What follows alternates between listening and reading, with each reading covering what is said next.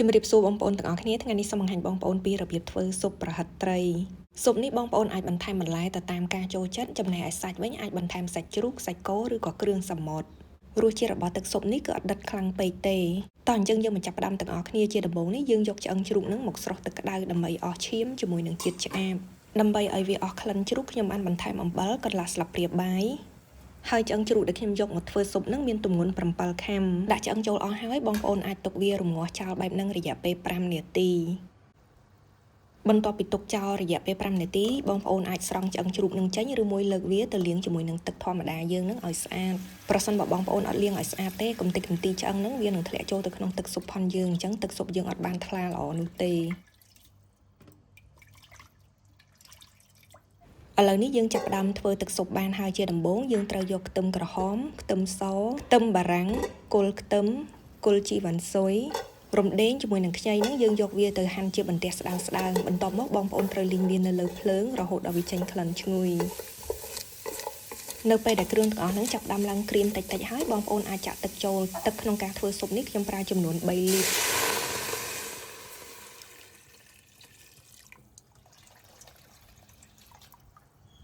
រួចហើយយើងនឹងដាក់ដាំទឹកនោះមួយពុះ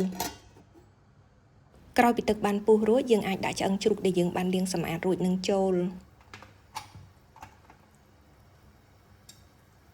បន្ទាប់មកយើងនឹងផ្សំគ្រឿងដោយដាក់អំបិលចំនួន1ស្លាបព្រាបាយពេញស្ករស2ស្លាបព្រាបាយទឹកត្រី3ស្លាបព្រាបាយបង្គាក្រៀម2ស្លាបព្រាបាយយូហឺមួយបន្ទះបងប្អូនត្រូវយកវាទៅលាងទឹកសិនចាំយកមកដាក់ចូល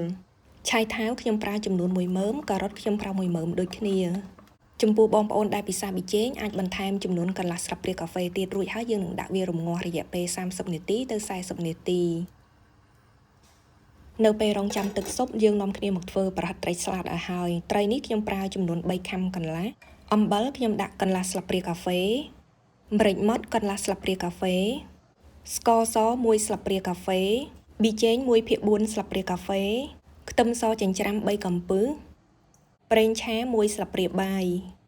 រួចហើយបងប្អូនត្រូវច្របល់គ្រឿងផ្សំជាមួយនឹងសាច់ត្រីនឹងរហូតដល់ចូលគ្នាបានសព្វល្អបន្ទាប់មកបងប្អូនត្រូវបោកវាប្រហែលជា5ទៅ6នាទីរហូតដល់សាច់របស់ត្រីនឹងគឺស្អិតជាប់គ្នាតែម្ដងនៅពេលដែលយើងច្របល់គ្រឿងចូលគ្នារួចជាមួយនឹងសាច់ត្រីផុនយើងមើលទៅដូចជ្រាយទន់ក៏ប៉ុន្តែនៅពេលដែលបងប្អូនបោកប្រហែលជា5នាទីឡើងគឺវាចាប់ផ្ដើមរមួតចូលគ្នាហើយនៅពេលដែលបោកប្រហិតត្រីរួចបងប្អូនអាចយកប្រេងឆាមកលាបជាមួយនឹងចានបន្តិចមកដើម្បីកុំឲ្យវាស្អិតពេករួចហើយយើងអាចបេះប្រហិតត្រីម្ដងមួយដុំតូចមកលុញវាឲ្យចេញជារាងមូលសំប៉ែតឥឡូវយើងបកមកទឹកស៊ុបវិញទឹកស៊ុបនេះរំងាស់បាន40នាទីហើយអញ្ចឹងបងប្អូនអាចស្រង់គ្រឿងទាំងអស់នឹងចេញសិនមកស្រង់កំតិចកំទីចេញអស់ហើយយើងអាចដាក់ប្រហិតត្រីចូល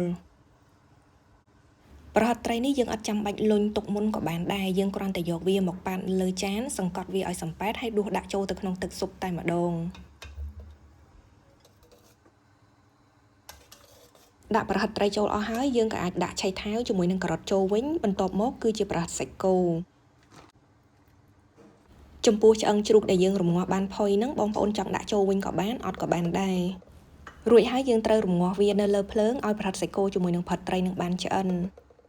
ឆ្លៀតពេលមួយផ្លែតហ្នឹងយើងនាំគ្នាមកធ្វើខ្ទឹមសបំពងអញ្ចឹងបងប្អូនដាក់ប្រេងឆាឲ្យច្រើនគួរសមទៅទុកឲ្យវាក្តៅតែកុំឲ្យក្តៅពេកប្រេងឆាឡើងក្តៅហើយយើងអាចដាក់ខ្ទឹមសចូលបងប្អូនត្រូវឧស្សាហ៍កូរត្រឡប់វាចុះឡើងរហូតដល់វាឡើងក្រហមល្មម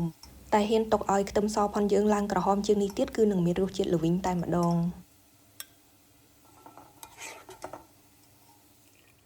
ឥឡូវនេះយើងបកមកទឹកស៊ុបវិញប្រហិតសាច់គោប្រហិតត្រីនឹងបានឆ្អិនហើយអញ្ចឹងយើងអាចបន្ថែមនៅផ្សិតម្ជុលស្ពៃខៀវ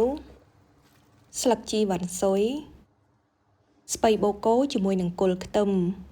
ទឹកស៊ុបផុនយើងកំពុងតែក្តៅខ្លាំងអញ្ចឹងបន្លែក៏អត់ចាំបាច់រំងាស់យូរដែរជាចុងក្រោយនេះគឺយើងនឹងថែមខ្ទឹមសបំពងចាវិធីធ្វើស៊ុបប្រហិតត្រីគឺងាយមែនតើអញ្ចឹងក៏សូមអរគុណច្រើនចំពោះការទស្សនាវីដេអូមួយនេះហើយប្រសិនបើបងប្អូនមានសំណួរឬក៏យោបល់អ្វីអាចសរសេរជាខមមិននៅខាងក្រោមវីដេអូនឹងចាំជួបគ្នានៅក្នុងមុខម្ហូបឬក៏បង្អែមបន្តទៀតអរគុណច្រើនជម្រាបលា